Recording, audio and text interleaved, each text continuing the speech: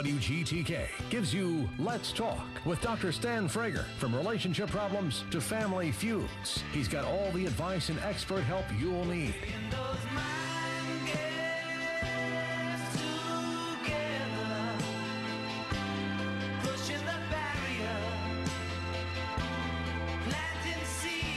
Now, here's Dr. Stan Frager. Welcome back. You're listening to the second hour of Let's Talk. Dr. Eli Karam sitting in for Dr. Stan tonight. We had a great first hour talking about interventions. We're also talking about how to keep your loved ones safe, prevention from sexual assault and rape this second hour.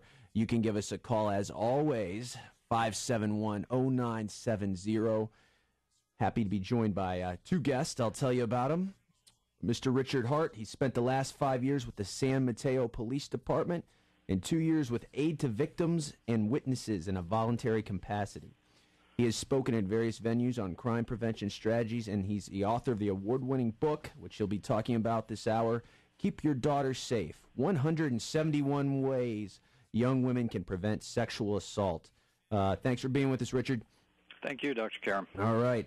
And I'm also joined by Fausta Lucchini in studio. Fausta is a licensed psychological practitioner. She has a master's degree in psychology from Louisville's own Spalding University with over 15 years in experience as a psychotherapist. She's worked with trauma survivors, particularly those of childhood sexual abuse. She utilizes cognitive processing therapy and dialectical behavior therapy, or DBT as we call in the biz. Currently, she's working for 7 counties, one of Louisville's largest community mental health providers in Bullitt County. She also has a small private practice and frequently offers workshops and trainings in helping this population. Welcome to you, Fausta. Thank you. All right. Richard, I'm curious, why 171? How did you get that number? It's a great title. It caught my eye to start with. Good question. A lot of people ask that one. It really is just how many I ended up with. I was not gunning for 171. It was just that by the time I ended up totaling what I had written, that was the answer. All right. And what, sir, motivated you to write this book?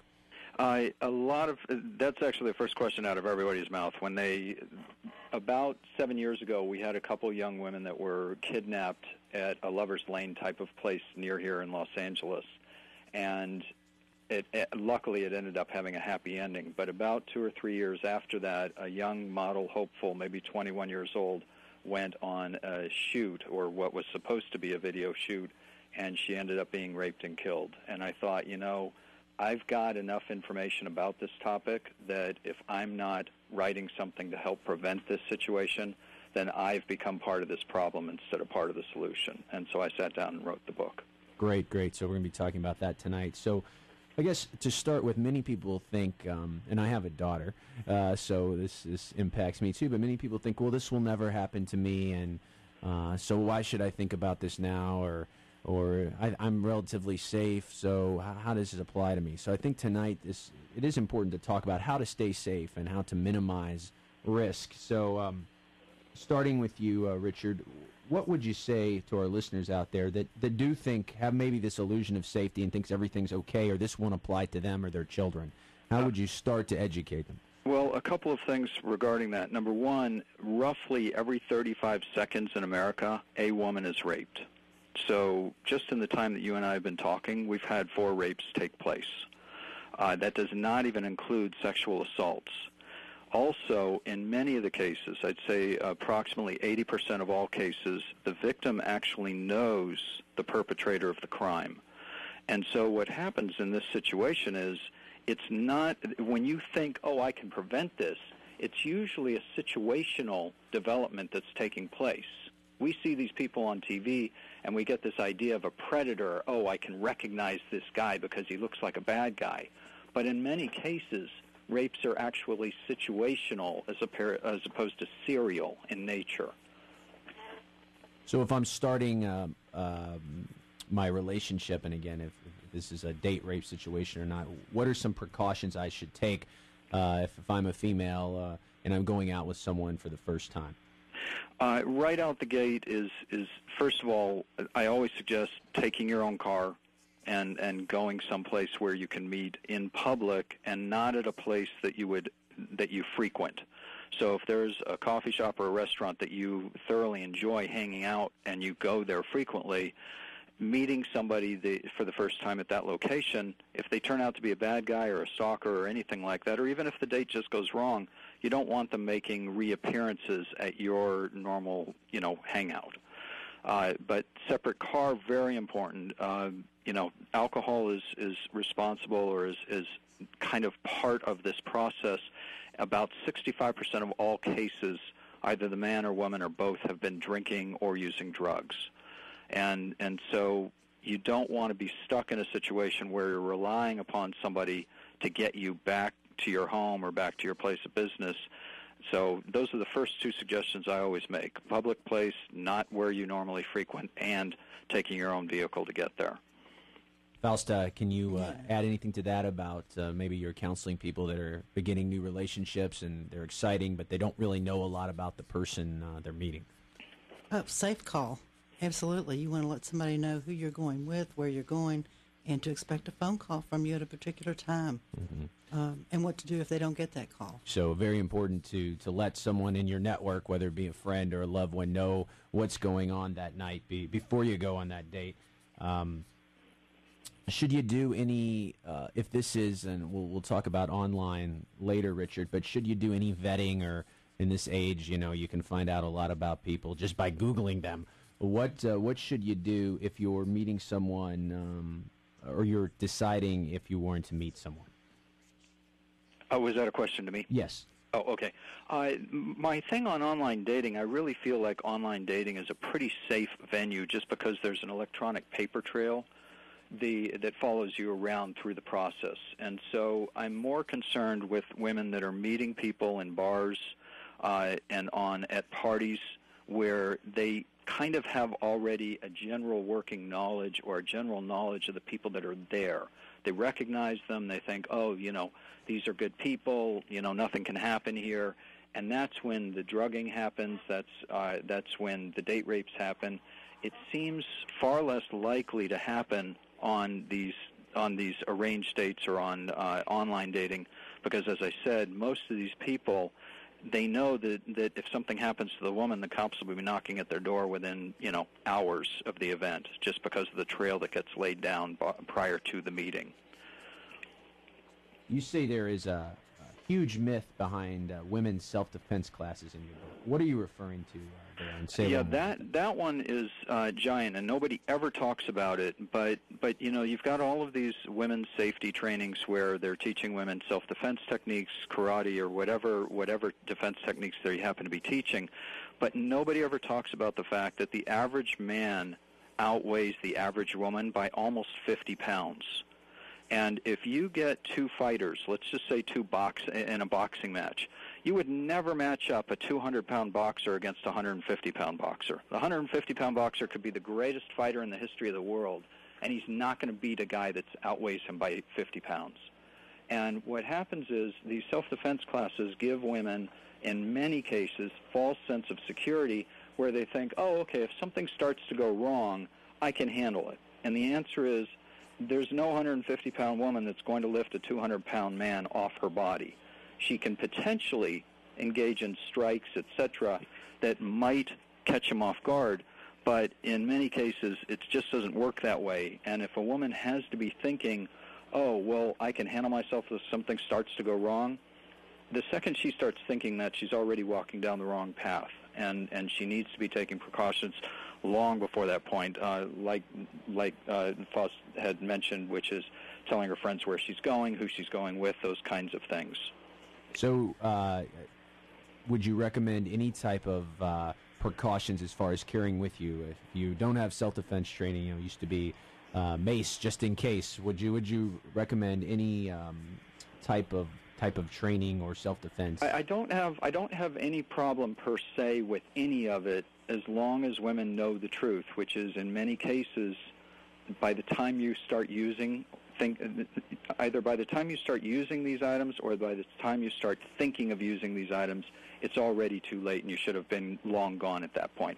I have zero problem with women engaging in self-defense classes or in how to use pepper spray and all those kinds of things. But what I really, really want women to understand is if they're even starting to think, oh, well, I've got pepper spray, so if something goes wrong, I can get out. No. If you're already thinking that, you need to be getting out of that date long before that thought ever enters your mind. Okay, we are talking to Richard Hart, author of Keep Your Daughter Safe, 171 Ways Young Women Can Prevent Sexual Assault, and therapist Fausta Lucchini in studio with us. After the break, we will continue. We're going to talk about, for our listeners, if you are assaulted, what do you do and how do you begin the recovery process? You are listening to Let's Talk. Dr. Stan will be back next week. You're listening to Dr. Eli. You can get us at www.frager.com. You want to check Tips with Dr. Stan and Tony on there for all the good things from this show and past installments of Dr. Frager's program. More in a few minutes. Calling Dr. Howard, Dr. Fine, Dr. Frager. You found Let's Talk with Dr. Stan Frager. Dr. Stan Frager is standing by to give you insight on issues that matter most to you. Call now, 571-0970. Dr. Eli back with you. We're talking this hour about preventing and recovering from sexual assault with Richard Hart and Fausta Lucchini. Richard, we were talking about some things kind of women, young women especially, can do to stay safe before the break. What should a woman do if she is assaulted? I mean, this might seem like a no-brainer to some people, but in the moment, if you've never had this happen to you, you sometimes panic and don't know what to do. So walk us through. A woman has been sexually assaulted. What should happen right away? Okay, so I have to just clarify this real quick, Dr. Eli.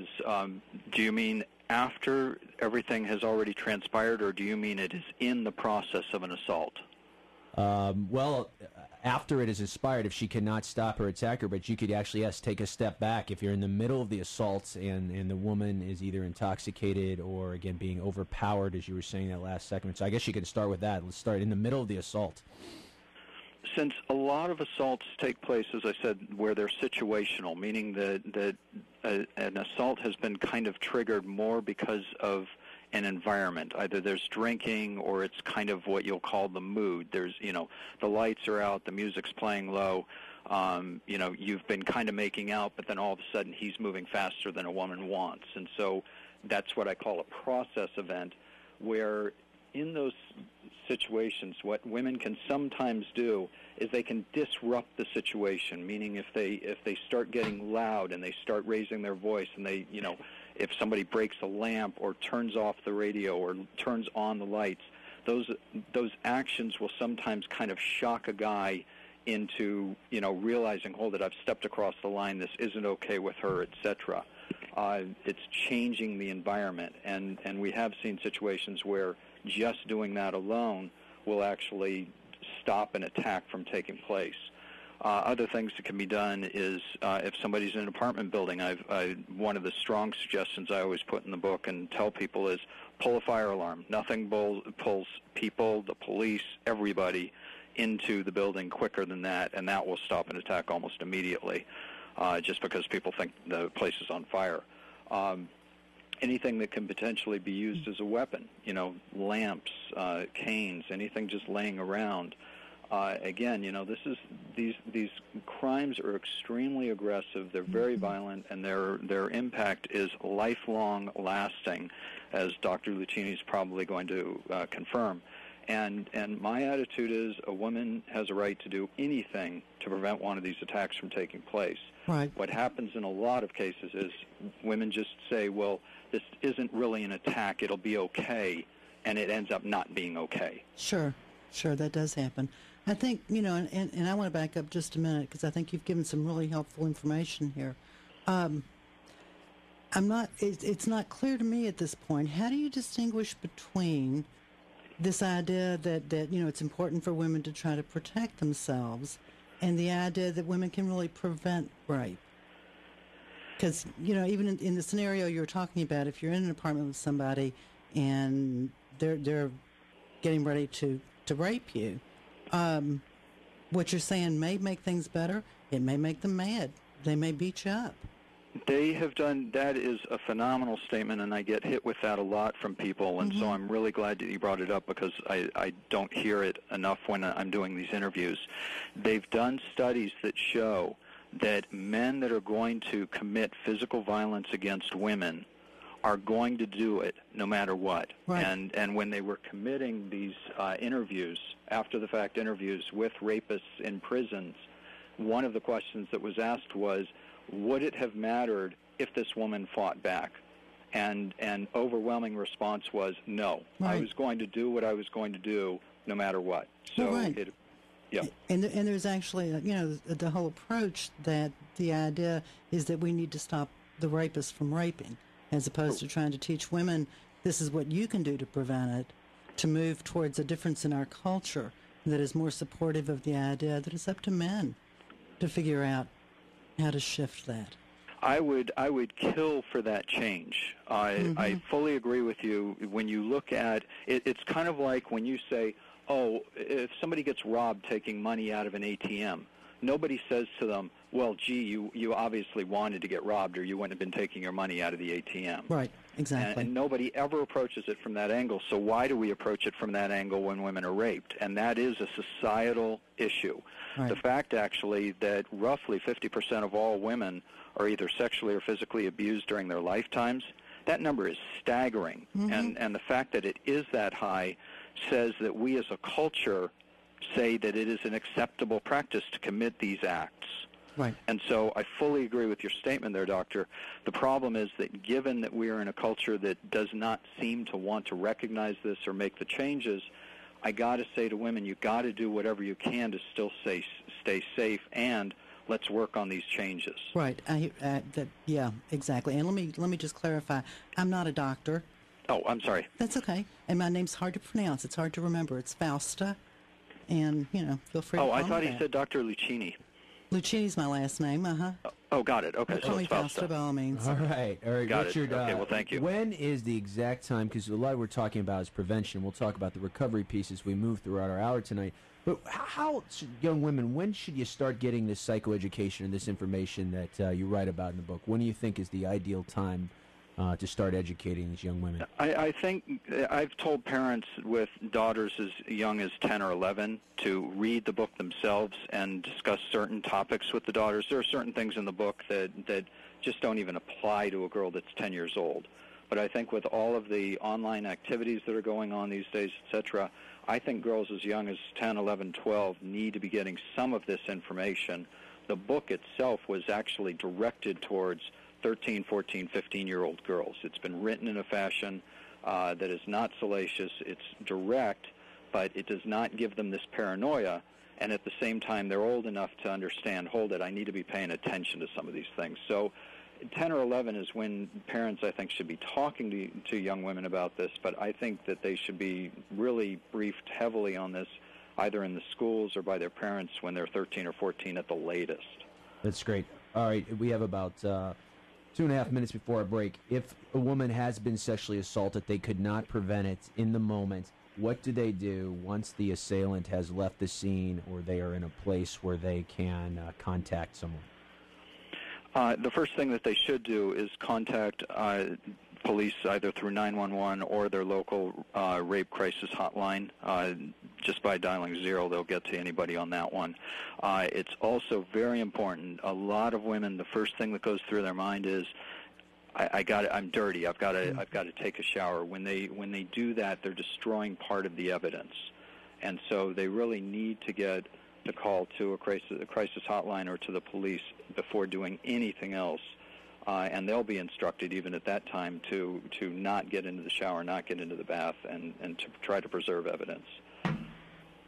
The shame and guilt sometimes, even though that the woman has done nothing to ask for this kind of heinous act or crime, is so much that women sometimes do not come forward, or that they talk to their friend but they don't follow the advice that you're giving, Mr. Hart. What else could you, Fausta, would you tell women like this after something like this has happened, rather than blaming themselves? Well, I mean, yeah, it's easy to blame yourself, and some of that is because we do learn that, if you do the right things, then these things won't happen to you. Mm-hmm. And so if these things happen to you, then you must have done something wrong. Right. And so again, we're talking about a cultural change and getting, putting it out there, getting the word out there. That's not true. that's not the case. Real quickly before the break, Richard, we have about 30 seconds. The timeline on as far as collecting evidence and things like that, you want to do this right away, correctly? Immediately, absolutely. All right, we're talking with Richard Hart and Fausta Lucchini on prevention and recovery from sexual assault. You're listening to the Dr. Stan Frager Show. This is Dr. Eli. We'll be back in several minutes. Please give us a call, 571-0970. Talk with Dr. Stan Frager, helping you make sense of life's daily challenges and much more on 970 WGTK. Doctor, my eyes have seen the years.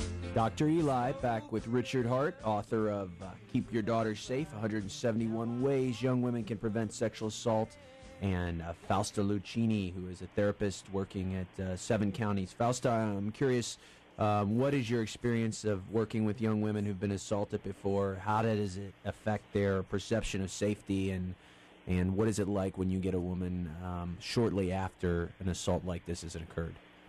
Well, in terms of your sense of safety, obviously, it shatters it. You know, the world becomes a very unsafe place, and with good reason. Ideally, what happens is that as they continue to experience safety and are able to remember what happened and recognize that that's over, that they survived it, that where they are right now they're safe, some of that dissipates. Unfortunately, sometimes what happens is that other things happen which frighten them, and they can become very afraid. Self-blame plays a huge role in that, I think. If you believe that what happened was somehow your fault, then you have to become very, very careful, because anything you do could cause it to happen again. Quote unquote, cause it, right? Mm-hmm. Because it wasn't their fault. And so helping them recognize that, I think, is really huge. When we think of everything that's going on in the news with the Penn State situation and what has occurred there and these acts, I guess a question for both of you. I'm wondering, what are our takeaway lessons from this whole situation, Richard, and what you think any parallels might be, because sometimes we rely on our children. We think they're in safe places with trusted adults, but that, as we said earlier, just knowing the person does not always equate safety. What are the take-homes from the Penn State situation, Richard? Part of that really is that everybody is involved in this process. And again, I go back to what had me write this book to begin with. I knew that I had training and information that could potentially make a difference, and I had to make a conscious decision to bring that to the world. There were people in Penn State that very clearly knew that crimes were being committed and made conscious decisions to not disclose those crimes. And that's where the problem came in. Could the crimes themselves have been prevented? Most likely not. The problem with child molestation as a crime is it's next to impossible to prevent. But getting these people arrested, getting them help, doing things that will prevent other kids from becoming victims also, those things could have happened. And in that particular case, you know, you've got something that took place almost a decade ago that everybody was acting like it never happened. And so all I can say in those types of situations is, again, we need to create these environments where we don't blame the victim. We do pay attention to people that are saying something isn't right. I've had people come to me and say, hey, you know, I intercepted some emails that my daughter was getting from her stepfather. And you know, the girl's 12, and she said, these are clearly out of line. What should I do? And that kind of thing. And it has to be not blaming the victim. The victim is not at fault in these situations. It is the perpetrators, and I don't care what the perpetrator's excuse is. Bottom line is, nobody has a right to put their hands on a woman or child at any time. What should you do? That is a good question, because I take it as a no-brainer as a therapist and as a college professor. I'm a mandated reporter. If I know something's going on to harm, it's my job to jump in and alert the appropriate people. But if I'm sitting out there and I have a friend or a loved one, and I think something is going on, or I have some knowledge that maybe some type of a sexual assault has occurred, but the person does not want to come forward, and I care about this person, what do I do, Richard? In those particular situations, first of all, you go to somebody that has what I call authority over the situation. So forget about the mandated reporting thing is a completely different animal. But in one particular case, I had a sense that a friend's kid was being abused by a neighbor, and not physically, but just abused in general. And I went to my friends and I said, look, this is what I'm seeing. And at first they said, you don't know what you're talking about, blah, blah, blah. And what I came back with was, look, I'm paid to recognize this stuff. You guys need to be paying attention to it. I don't care if you're buying it or not. If I see it continuing, I'm going to the police. So make a choice. Right. Intercept it, try to do something, or I'm going to the police. And they made a decision to start keeping an eye out for it. All of a sudden they saw the problem, and they ended up calling me and saying, hey, thanks for pointing it out. We didn't realize it was going on. Right. That's perfect advice. The other piece of that, I think, is to keep in mind that the person who is the victim in this case, who you said, didn't want to come forward, is not going to want to come forward often because it's painful to talk about. It's hard to think about. There's one of the symptoms of post-traumatic stress disorder is avoidance, and that's exactly what that is. You don't want to think about it. You don't want to talk about it. You don't want to deal with it. You don't want to deal with the feelings. And so it becomes the person that's not involved's responsibility to take some action. Right. We are with Richard Hart and Fausta Lucchini talking about prevention and recovery from sexual assault. You're listening to Dr. Eli sitting in for Dr. Stan, the Dr. Stan Frager Show. You can call us. We have several segments left at 571-0970 with your questions. And in the next segment, Fausta and Richard, let's talk about staying safe on college campuses where many of these date rape and sexual assaults happen, and some advice for our listeners who might have children or might be college students themselves. Right. You're listening to Dr. Eli on the Dr. Stan Frager Show. Howard, Dr. Vine, Dr. Frager. You found Let's Talk with Dr. Stan Frager. Dr. Stan Frager is standing by to give you insight on issues that matter most to you. Call now, 571-0970. Dr. Eli sitting in for Dr. Stan. He will be back next week. We are talking to Richard Hart and Fausta Lucchini, staying safe, preventing sexual assault. We're talking about college campuses. I'm a professor at the University of Louisville, Richard, so I consult to a student care team that often deals with the young women in the wake of this sexual assault and helping them put the pieces back together. You describe in your book college campuses as some of the most dangerous places women can be. Say more about that. First of all, they've done a number of studies, Bureau of Justice Statistics through the Department of Justice, where they're showing that roughly roughly 20 to 25% of all women in the college environment are going to end up being raped or sexually assaulted. And so when you look at those kind of numbers, it really is difficult to grasp. But let's say that you're parking in a parking lot at your local shopping mall, and you've seen those signs before, not responsible for thefts from your vehicle and blah, blah, blah. And we really don't think about those signs. But if you were parking in a parking lot and it said not responsible for stolen cars, and by the way, 25% of all the cars parked on this lot are going to be stolen, would you ever park your car there? Not a chance. And people would be going crazy if 25% of their cars were being stolen. But for whatever reason, a lot of campuses keep this statistic outside of the public dominion. And so women don't realize, parents don't even realize that they're sending their daughters into inherently unsafe environments. You've got a lot of drinking, you've got activities that are around bars and parties and, on and on and on. And again, when you look at those statistics of 20 to 25% of all women are going to be raped or sexually assaulted in the campus environment, that's crazy that number could be that high. That is crazy. Do you have, Fausta, do you have any advice for college students out there or women that are coming to see you but feeling like they have everything in control? Again, I go back to a couple of things. Staying in touch with your own gut feelings. And if you don't feel safe, you probably aren't. Trying to use whatever good judgment you came to the situation with, right? But beyond that, there's a need to change the culture. There's a need to, and I was saying at the break to you, Eli, that there's a need for more involvement from men. There's a group here called Men's Work. It's actually a national group that focuses on men working to stop violence against women.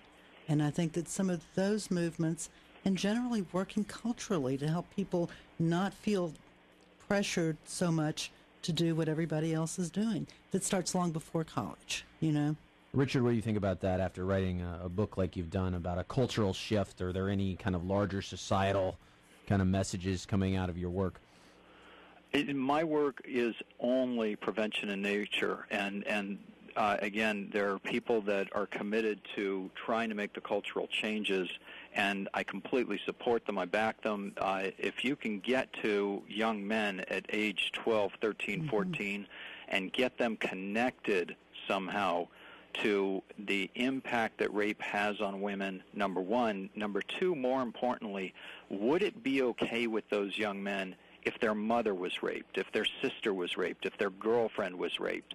And now all of a sudden when their buddies are saying, hey, you know, we've got this girl over here and I just need you to slip some of this GHB into her drink when she's not looking, now all of a sudden the guy says, you know, I'm not part of this. Right. I'm not willing to do this, and I'm not, you know, and if you guys do it, I'm going to report it. And when they take that level of ownership and responsibility, that's what can then contribute to the change. Yeah, absolutely. I wanted to ask you in our remaining time, you have a whole chapter, some interesting things in your book. You have a whole chapter about staying safe while driving. Now, many people think your car, Richard, that's one of the safest places you could be. Can you comment on the issue of being in a vehicle as far as sexual assault? A number of things happen with vehicles, things that deal with breakdowns, parking lots, and those types of situations. I'll jump into a few of them first. First of all, women driving need to be driving with doors locked. That's just got to be a standard practice. L.A., we see a lot of this where a woman will be stopped at a red light or a stop sign in the middle of the night, and somebody will just run up to the car and jump in. And if the door's locked, it's very difficult for that to happen. And, you know, they may even try to break the window, but all you have to do is drive away. But if they can just open the door and get in, you got one problem. If somebody is driving next to you and they point to your car like there's a problem, look at your dashboard. If you don't see any lights on, then that's your first indicator that you may still be okay. If they're pointing at your tires like there's a flat tire or something, move the wheel around. You'll be able to feel a flat tire if it's kind of squishy. Again, the good news is a lot of people have cell phones now, and you can literally get on the phone while somebody's pointing at your car. And if they all of a sudden take off, then that may have been a ruse. But, you know, again, try to get their license plate information. If something really is wrong with your car, you know, what do you do when you're stopped at the side of the road? I mean, I'm not part of the Good Samaritan Club, but I am a Good Samaritan. And if I see somebody stopped on the side of the road, I stop and offer help. And one of the things in the book says, don't open your door to a guy that comes up and offers his help. Number one, you don't know if he has done something to your car. And number two, you can tell him, you know, please call the police department or whatever, or tow truck for me if you don't have a cell phone with you. But do not open your car to a stranger, right, because you just don't know if it's a good guy or not. This myth of a stranger trying to do a good deed does not necessarily mean safety. You also write in the book that tall, dark, and handsome does not equal safe. Say a little bit about that. Andrew Luster was a guy out here in Ventura County, which is right next to Los Angeles County.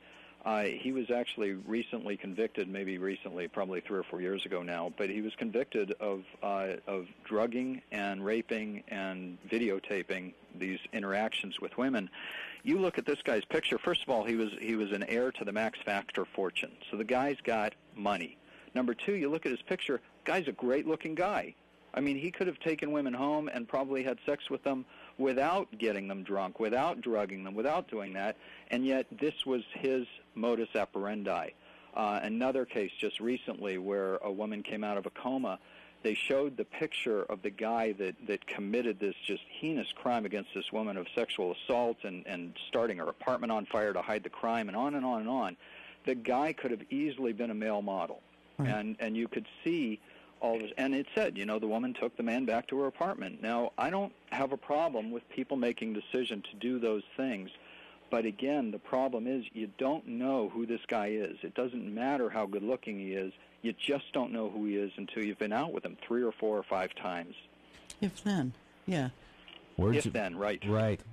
Words of wisdom from Richard Hart, and Fausto Lucchini also in the studio with us. We are heading into our final segment. You're listening to the Stan Frager Show. We're talking about preventing sexual assault, and we'll be back. Richard and Fausto will give us their final words of wisdom as we head into this Thanksgiving week. You can follow us at www.frager.com. Also check out Dr. Stan and Company on Facebook. This is Dr. Eli, back in a few. Talk with Dr. Stan Frager, helping you make sense of life's daily challenges and much more on 970 WGTK. Doctor, my eyes have seen Dr. Eli, Karam, in our final segment, back with Fausto Lucchini and Richard Hart. We've been talking this hour about preventing sexual assault. Fausto, I'm wondering if you have any kind of final comments or advice for either loved ones or actual victims that have maybe not gotten the fully help they need in recovering from sexual assault. Right, yeah. Actually, I think if I want to leave any closing message, it's that for the people out there who have been sexually assaulted, who are listening to this, some of you already know, and those of you that don't, I want you to know that it's not the end of the world, that it's a terrible thing to happen. It's painful and it's traumatic, but it is not the end of your world. Life goes on, and people do heal and can heal and go on to live really happy, healthy lives. And I think it's important to keep that in mind, too. Right. Richard, tell us where we can keep your daughter safe. 171 ways young women can prevent sexual assault, and also how they can get in contact with you if they need to.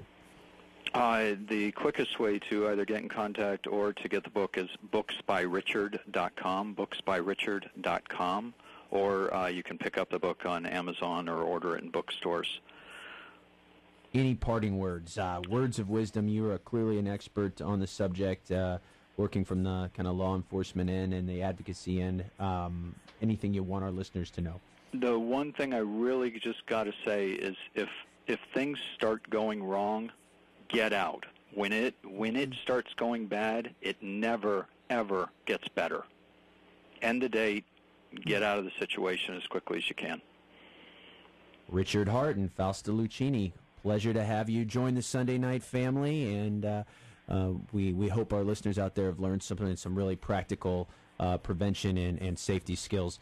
I want to tell you what's coming up next week, and to do that, I'm going to turn it over to producer Rebecca Kaufman. What do we have coming up with Dr. Stan when he returns in a post-Thanksgiving Day edition? Thank you, Dr. Eli.